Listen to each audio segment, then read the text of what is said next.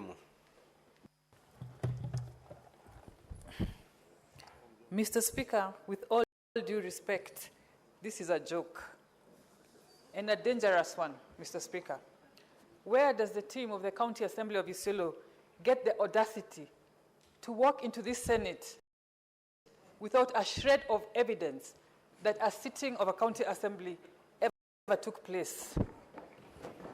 Mr. Speaker, this is not a WhatsApp group.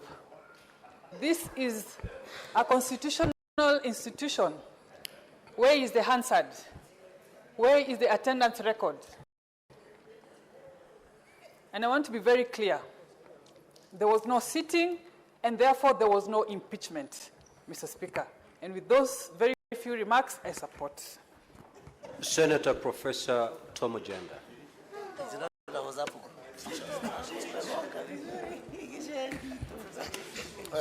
Mr. Speaker, the jurisprudential contours of impeachment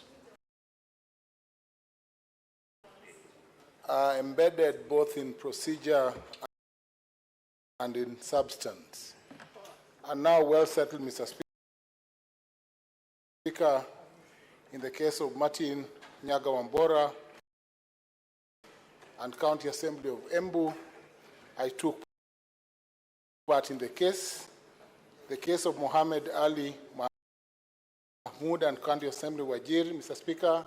Again, I took part in the case, and we got the governor back to office because there was a court order. And lastly, Kawera Mangaza and the County Assembly of Meru, and the recent case, Mr. Speaker, of Onyango Olo versus County Assembly of Kisumu.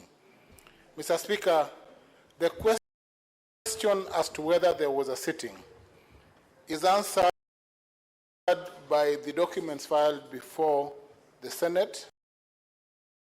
The affidavit of Salad Boru Guracha speaks to whether or not there was a sitting, and it is emphatic, Mr. Speaker, that there was no sitting. The second affidavit that we have, Mr. Speaker, on record is by Habiba Galgalo Jirma, who is the Chief Finance Officer and who also confirms that there was no sitting.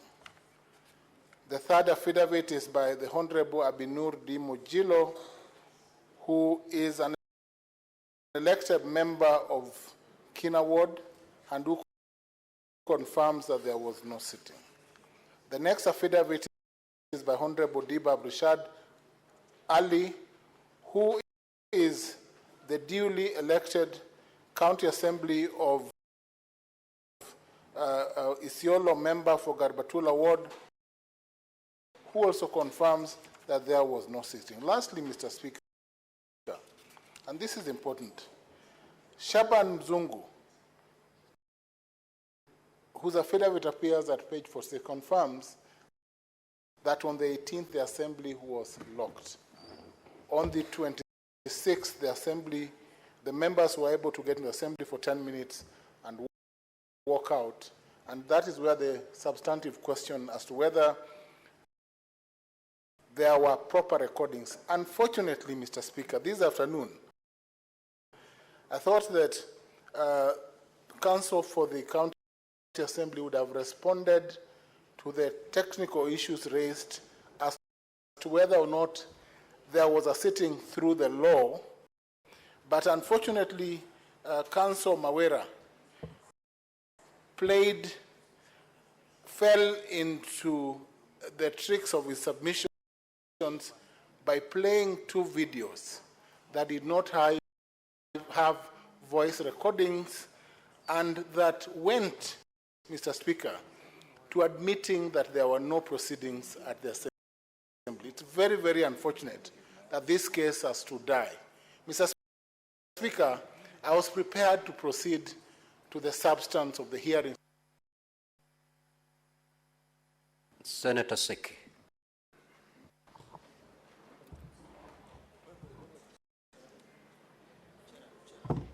Honorable Speaker, I also wish to support this motion by saying that the County Assembly of Isiolo have not demonstrated to this House that there was a sitting in the County Assembly of Isiolo. Honorable Speaker, some years back, I used to work as a clerk in the county councils by then, before devolution. And the county councils, municipalities,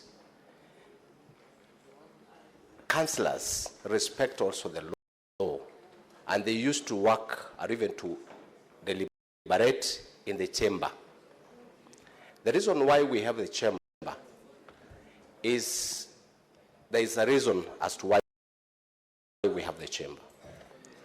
It is very difficult, and it will not be proper for the county assembly to come to this House with an allegation that they had a meeting, the assembly sat, there is no video, no audio to this House, and they believe that will agree to them. Honorable Speaker, this is not right. However, we may have so many things against the county assembly or the executive of Isiolo through the governor. After looking at the documentation that presented, or even before, Honorable Speaker, but the procedure and the law must be upheld. Honorable Speaker, I support this motion by saying that we are not going to give it. Muma. Thank you, Honorable Speaker. Mine, Honorable Speaker, I stand to support the motion, albeit reluctantly, for this reason. This PO had 2 counts. One is clear in my view, and the other one, the one we are discussing currently, unfortunately, we did not get the instance to interrogate all the evidence. But, Mr. Speaker, it is important for us to affirm that at a time when the rule of law seems to be a problem in Kenya, we must be that House that must stand for the rule of law. The rule of law applies to the county assembly as it does to the county executive as it does to the Senate. Procedures are important, and it is important that county assemblies, not just of Isiolo but elsewhere, follow the rules and the standing orders that they that they have put in place to ensure that everything they bring and represent for their people are actually able to be executed in accordance with the procedures. I feel that the first count might have been prosecuted better through interrogation of evidence, but unfortunately, the lawyers for the county assemblies have made no attempt to actually respond to the issue as to whether there was a sitting or not. They simply said there was a sitting, but the little evidence there is shows that there was no sitting. So they have actually not properly assisted in making this decision. But in my view, the real PO is the second motion that we will go to. Mr. Speaker, as a Senate, I think we also need to address ourselves to our own procedures around the PO. We had the issue of the PO in the Kericho matter. We had the issue of a PO in the Kawera matter, the last one. But we ignored it as a Senate.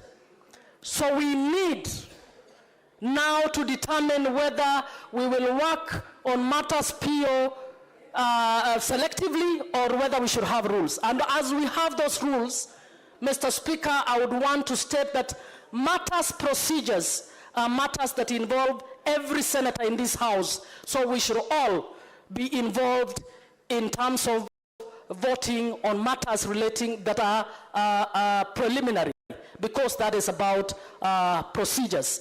So to the extent that the county Senator Karungo.